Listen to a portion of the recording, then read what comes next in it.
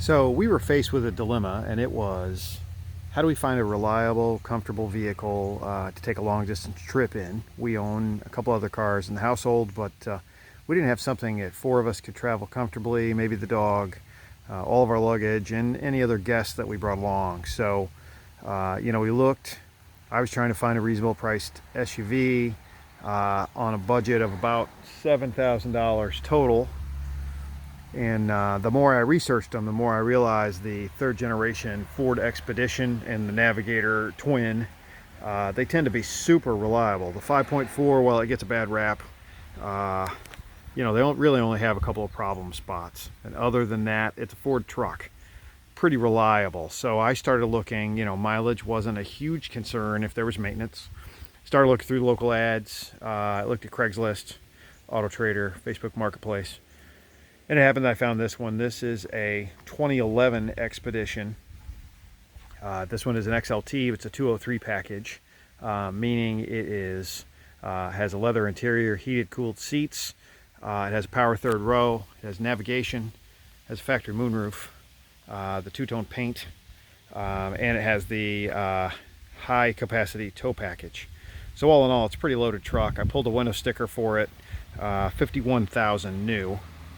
And which made it a great bargain in a used market. This particular example, when upon purchase, had 159,400 miles. So the question was, buy something with that kind of mileage. Forgive the lithium grease over in the door there. That was for an unrelated garage door repair. But the question was, could I get a comfortable SUV? Would everything work? Could the kids be happy? You'll notice we put our very inexpensive players there. So we literally bought it. I have a mechanic friend who does some work on the side. I had him examine the truck. I noticed when you're looking at these, some huge points are, if the plugs have never been changed, they can seize to the aluminum heads. Steel plug versus aluminum head doesn't work well. I was thankful to find out from the previous owner that she had the plugs replaced at some point in its journey, so that was good. This is a 200 truck with a clean Carfax. Originally, first owner was in it until 101,000 miles, which was about 5 years ago.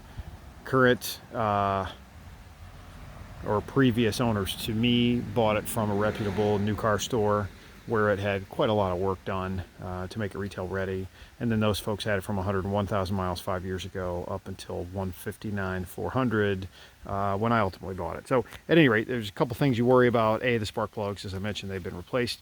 The other thing that's a big concern is the timing. The chain, the tensioners. There's a potential for those tensioners, which are plastic, to where they can cause that timing chain to jump, or it loosens up, does all kinds of damage. The plastic pieces can get around the engine.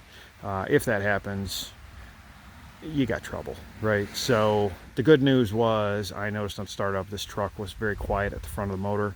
That didn't concern me. I still wanted to have the plugs done. So at any rate, I took it to a mechanic friend, had him go through the truck for me once I agreed to purchase it. And basically it needed a round of tires, so I did the cheapest tires possible, and there'll be a review on those separate. Not thrilled with them, but they work. I wanted to have the plugs done. I had the fluids changed in both diffs. I did new rear struts because the struts were shot. This is a 5,500, 6,000 pound truck, and the rear struts just wear out. So I did the loaded struts that were Monroe's, which were incredibly good price, under $300 for the pair from Rock Auto. And then just, fluids changes. I had the transfer case changed too, by the way. The transmission had been done with a fresher filter, so it didn't need to be done this time. Brakes were good.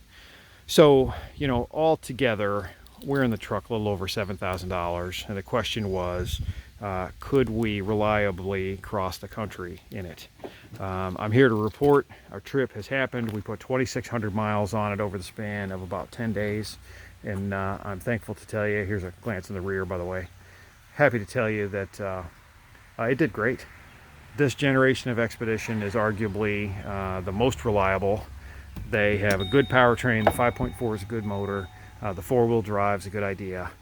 Certainly up in the we're in the Northeast, but for resale value sake, two-wheel drives are a little bit tough. But I got no complaints. We averaged just shy of 18 miles to the gallon at somewhere between 70 and 80 highway speeds. A lot of in-town driving, a lot of touring, and everything worked. It's got automatic climate controls. I mentioned the heated and cooled seats. It has the power glass on the side windows back here, which is super cool. The tailgates on these have the flipper glass. And by the way, if you shop carefully, this particular one is one that the people had paid to have the tailgate and the hood refinished. A lot of them have a problem at the front of the hood. Maybe I'll do that in a separate video. But a lot of them have corrosion that pops up. I'm thankful to say this one's got a couple nicks, but overall it's in great shape. So the answer to the question is we're now sitting almost 163,000 miles. We've owned this thing, I don't know, 3 weeks. Like, we just got it. Put on tires, did the other things that I mentioned, and we crossed the country. We literally crossed half the country and back, and it was comfortable. It was, reasonably economical for something that weighs this kind of weight. But hey, a car that tows 9,000 pounds that will haul 8 people with all the accessories. Oh, by the way, the navigation worked fantastically. The Ford Nav's really good. The only bummer is you can't get an update because it's just too old at this point, and they don't do those cards anymore, so they're not current. So there were a few instances where exit numbers change or something like that. But overall, I got to give this thing, if it were a 10-star scale, I'd certainly give it an 8. There was not a time when I turned the key. There are many times that we stopped, stayed, rode on the highway, sat in traffic. It never got hot. It never had a problem. I would highly recommend the 3rd generation Expedition or the Navigator Twin, to the degree that I think at some point in the future we may look for another one of these, a few years newer, just even with lesser miles. But clearly I'm not afraid of it. I would drive from here, from the East Coast to California tomorrow if I needed to. So hopefully this helps you. If you have any questions, you can post them down below. I'll make every effort to pay attention and follow along. If you're interested in the Summit AT Trail Climber tires, which are the least expensive thing that fits this size, maybe I'll talk about that in a separate video at another time. Okay, thanks for watching, and make sure you subscribe and ask any questions you have. Thank you. Have a good day.